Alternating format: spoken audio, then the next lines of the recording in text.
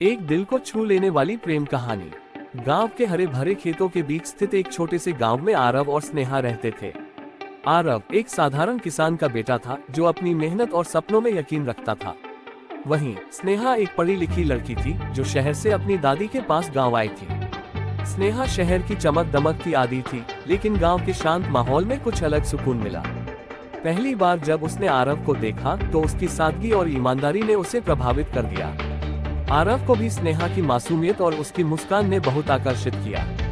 एक दिन गांव के मेले में उनकी पहली बातचीत हुई। आरव की ईमानदारी और समझदारी ने स्नेहा का दिल जीत लिया। वे धीरे धीरे अच्छे दोस्त बन गए। खेतों के किनारे पेड़ों की छांव में और नदी के पास बैठकर घंटों बातें करते। आरव का सपना था कि वह अपने गांव को आधुनिक खेती के जरिए खुशहाल बनाए। स्नेहा ने भी उसे प्रोत्साहित किया और कहा, तुम्हारे जैसे लोग ही बदलाव लाते हैं, मैं हमेशा तुम्हारे साथ रहूंगी। लेकिन उनकी खुशियों पर तब काली छाया पड़ी जब स्नेहा के माता पिता को उनके रिश्ते की भनक लगी। उन्हें लगा कि स्नेहा की शादी शहर के किसी बड़े परिवार में होनी चाहिए, न कि एक साधारण किसान से। स्नेहा पर दबाव बढ़ने लगा, लेकिन उसने हार नहीं मानी। उसने अपने माता पिता को समझाने की कोशिश की कि सच्चा प्यार किसी दौलत या ओहदे से नहीं मापा जाता। लेकिन वे नहीं माने और उसकी शादी कहीं और तय कर दी। शादी की तारीख जैसे जैसे पास आती गई, स्नेहा और आरव का दर्द बढ़ता गया। आरव ने सोचा कि अगर वह स्नेहा से सच्चा प्यार करता है तो उसे उसकी खुशी के लिए पीछे हटना होगा। उसने स्नेहा से कहा, अगर तुम्हारी खुशी इसमें है तो मैं तुम्हें रोकूंगा नहीं। लेकिन स्नेहा ने ये स्वीकार करने से इनकार कर दिया।